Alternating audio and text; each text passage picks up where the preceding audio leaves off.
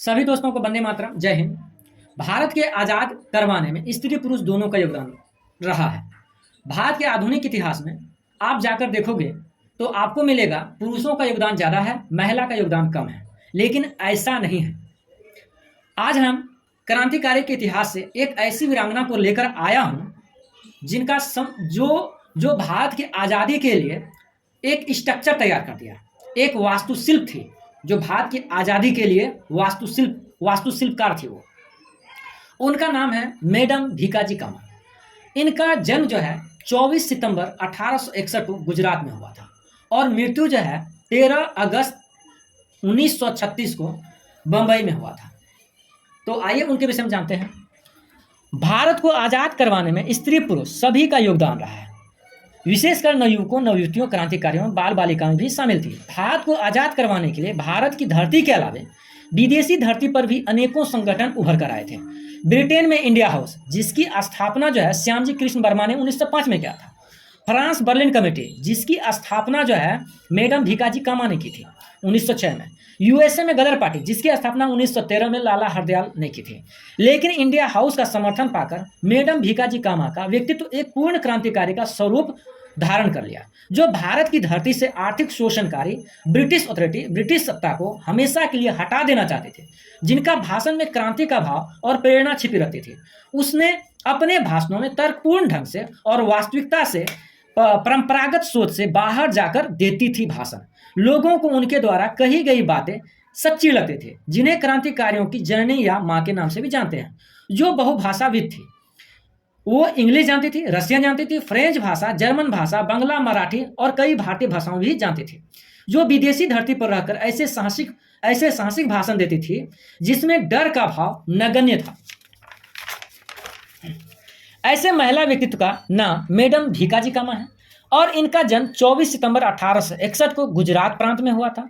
इनकी मृत्यु 13 अगस्त 1936 को बंबई में हुआ था, एक हॉस्पिटल में। पिता का नाम सोराबजी पटेल था, जो एक पारसी बिजनेसमैन था। अगर वो चाहते तो आराम से जो है उनका जीवन कट सकता था, फिर भी उन्होंने क्रांति की राह चुनी क्योंकि उन्हें राष्ट्रवादी पसंद था और अपने दिल की बात सुनते थे, अपने देश की हित की बात सुनते थे। माता का नाम जयजी बाई सोराबजी पटेल था। पति का नाम था रुस्तम कामा। शिक्षा जो हुई थी उसका अलेक्जेंड्रा गर्ल्स इंग्लिश इंस्टीट्यूशन में हुई थी। इस स्कूल के शिक्षकों से मैडम भीकाजी कामा का आर्थिक मुद्दे पर बहस हो जाती थी, क्योंकि शिक्षक अंग्रेजों का पक्ष लेता था और शिक्षक मानते थे कि अंग्रेज ही भारत को आधुनिकता की ओर ले जा रहे हैं और जो है अंग्रेजों के रहने से भारत को व्यापारिक लाभ हो रहा है। तो वहीं मैडम भीकाजी कामा भारत को आर्थिक शोषण का जिम्मेदार अंग्रेज को ही ठहराते थे। इसी तेवर को लेकर उनके माता पिता उनसे भयभीत होने लगे कि किसी दिन उनके दरवाजे पर पुलिस न आ जाए और उनके जो है संपत्ति को हाईजैक न कर ले। तो उनकी माता ने भीकाजी कामा के पिता सोराबजी से अपनी बेटी को शादी करवाने के लिए कह दी। इस पर उनके पिताजी ने 23 वर्ष 10 माह 7 दिन की आयु में 3 अगस्त 1885 को रुस्तम कामा से शादी करवा दी, जो एक वकील था, जो एक पैसे से क्या था, वकील था और अंग्रेजी माल उत्पाद का वो समर्थक था। अर्थात ये कह दें कि वो प्रो इंग्लिशमैन था। जबकि मैडम भीकाजी कामा राष्ट्रवादी थी और वो चरखा, काश्तकारी और शिल्पकारा की समर्थक थी और भारतीय समाज सेवी थी। इसी कारण दोनों में दोस्ती के बजाय दूरियां बढ़ती गई, अंततः वे अलग हो गए। आते हैं पेज नंबर 3 पर। वर्ष 1996-97 में दोस्तों महाराष्ट्र के बंबई में प्लेग रोग फैल गया। तब मैडम भीकाजी कामा ने अपने टीम को लेकर उन रोगियों को टीका लगाने के लिए चल पड़ी और एक एक दिन में उस समय 2000 लोगों की मृत्यु हो जाती थी। फिर भी निडर होकर उनकी सेवा करते थे, क्योंकि वो भारत राष्ट्र के नागरिक हैं। वो भी प्लेग का शिकार अंततः हो गई और वर्ष 1902 में उसे अपना प्लेग का इलाज करवाने हेतु तो लंदन जाना पड़ा। यहाँ इलाज द्वारा ठीक हो गई। ठीक होने के बाद वह श्यामजी कृष्ण वर्मा द्वारा लंदन में स्थापित 1905 ईस्वी में इंडिया हाउस से जुड़ी और यहाँ पर उसकी मुलाकात दादा भाई नेरोजी, सरदार सिंह राणा, बिपिन चंद्र पाल, विनायक दामोदर सावरकर और मुकुंद देसाई, वीरेंद्र नाथ चट्टोपाध्याय जैसे क्रांतिकारियों से हुआ। और यहीं पर वो जो है भारत जाना छोड़ दी और वहां क्रांतिकारी गतिविधियों को अंजाम देने के लिए दादा भाई नौरोजी जैसे राष्ट्रवादियों का वो निजी सचिव बन गई, प्राइवेट सेक्रेटरी बन गई। इसके बाद से जो है लंदन के हाइड पार्क में मैडम भीकाजी कामा एक प्रसिद्ध उग्रवादी भाषण दी, भड़काऊ भाषण देते थे। भड़काऊ भाषण देते थे, क्या देते थे कि हे भारत के लोग, हे भारत के नवयुवक, धीरे धीरे गोली चलाना सीख लो। भारतीयों को कभी भी कहा जा सकता है कि आप अंग्रेजों पर गोली चलाओ और इसे चलाकर मारकर भगा दो, अंग्रेजों से मुकाबला करने के लिए कह सकते हैं। क्रांतिकारी गतिविधियों के कारण उम्र भर भारत आने पर रोक लगा दी। ये सभी बात सुनकर इंग्लैंड में ब्रिटिश सरकार ने खत्म करने का प्लान बना लिया था। इसकी भनक क्रांतिकारियों द्वारा पता चल गई मैडम भीकाजी कामा को। वे वहां से इंग्लिश चैनल पार कर फ्रांस चली गई 1909 में। इससे पहले की घटना है दोस्तों, 1 जुलाई 1909 को मदन लाल ढींगरा ने कर्नल वायली को सीने में 4 गोलियां मारी थी। कर्नल वायली ढींगरा की मौत के विषय में और मदन लाल ढींगरा के विषय में जीएस भाई संजीव आर्या पर मैं लोड कर चुका हूं, उनको सुनिए तो आपको जानकारी हो जाएगी उसका हॉल का क्या नाम था। हाइड पार्क से क्या भाषण देते थे, आप में से कुछ ये मानते होंगे कि महिला होने के नाते मुझे क्रांति और युद्ध का विरोध करना चाहिए। एक समय में ऐसा सोचती थी, लेकिन अब यह भावना जा चुकी है। उदारवादी नीति की असफलता को जाता है ऐसी भावना जाने के लिए। अगर शत्रु हिंसा का मार्ग अपना ले और हमें बाध्य कर ही दे तो हमारे सामने क्या रास्ता रह जाता है हिंसा के अलावा, अपना जान बचाने के अलावा। अर्थात मैडम भीकाजी कामा वे स्वतंत्र रूप से क्रांतिकारियों को आगे क्रांतिकारी गतिविधियों को बढ़ावा देते थे। इजिप्ट 1910 में भाषण देने गए थे तो उस सभा का कुछ सारांश सुनिए।